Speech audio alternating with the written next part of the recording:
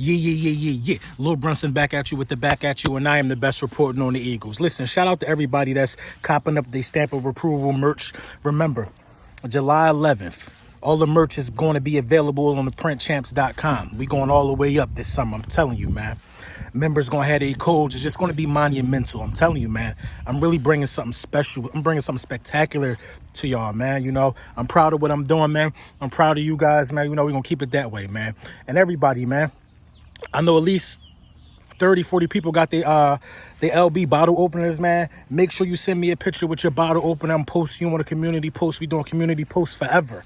Whatever you get from me, send me a picture, community post. We going with them vibes. So you know what I mean?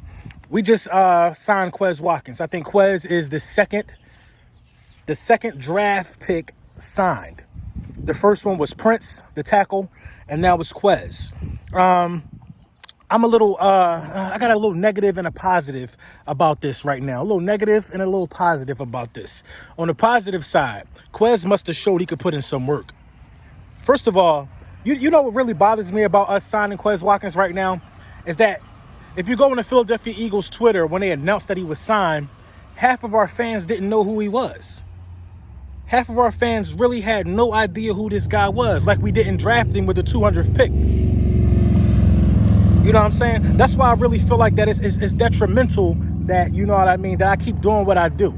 It's detrimental. This is a guy that I had on a draft board for months. First wide receiver signed. You know what I mean? Second fastest 40 time.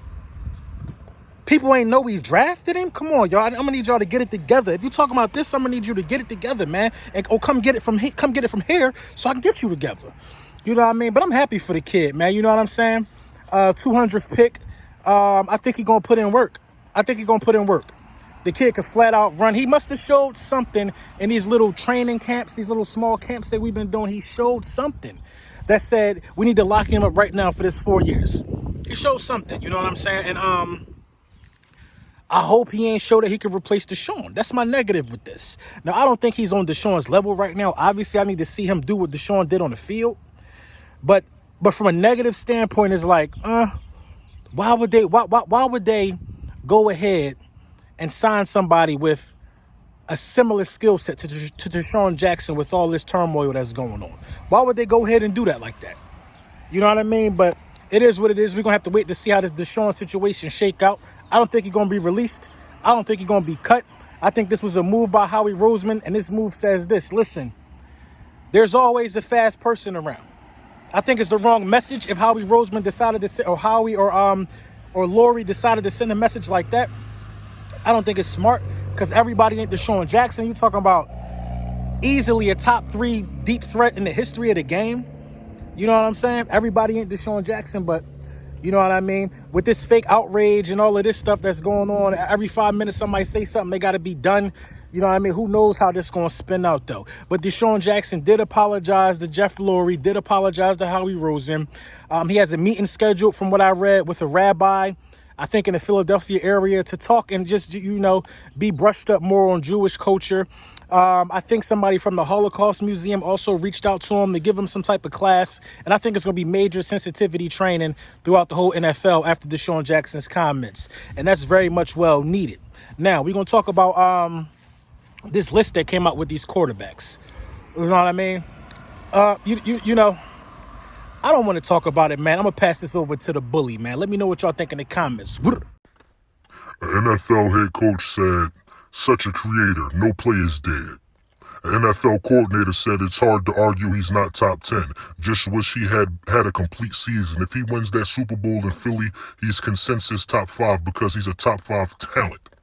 An NFL assistant, he can carry a team. Only a few guys can say that. There were some pretty encouraging assessments from around the league. And frankly, the list feels pretty solid. Here are the 7 names ahead of Carson Wentz.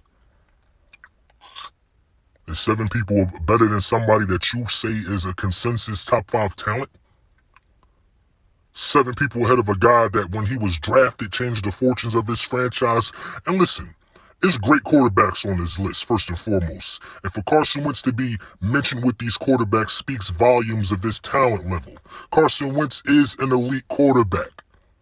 I don't have many problems with the list, but we're going to get into the problems that I have with the list. Because Carson Wentz damn sure is a top 10 quarterback. That's easy. But it's going to be a lot of black suits, a bunch of bow ties. Because Carson Wentz coming for it. Number 1, Patrick Mahomes. Number 2, Russell Wilson. So far, I agree. Number 3, Aaron Rodgers. Don't make me laugh. Look at Carson Wentz the last 3 years versus Aaron Rodgers the last 3 years. Doesn't even add up. Number 4, Deshaun Watson. Don't make me laugh more. Deshaun Watson is the only quarterback on this list who doesn't have a 30 touchdown season.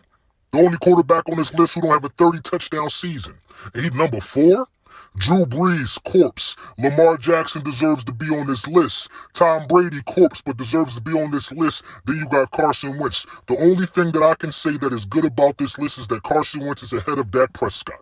This list, we all can agree that Carson Wentz is the best quarterback in the division. But Matthew Stafford on this list over Kirk Cousins.